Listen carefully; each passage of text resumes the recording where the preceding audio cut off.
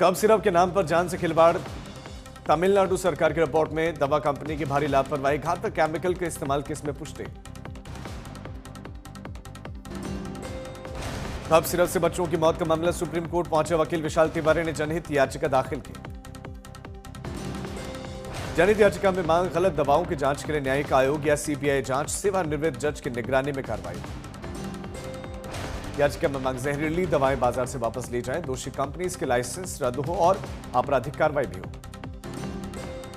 UP में retired शिक्षक की पेंशन पर रोक के खिलाफ सुप्रीम कोर्ट में याचिका दाखिल, सीजेआई ने कहा सुनवाई अगले हफ्ते होगी।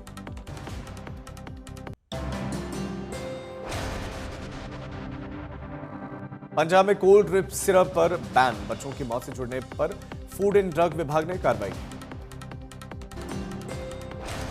सिरप में जहरीला डाइथिलीन ग्लाइकोल पाए जाने के बाद से बिक्री और इस्तेमाल पर रोक।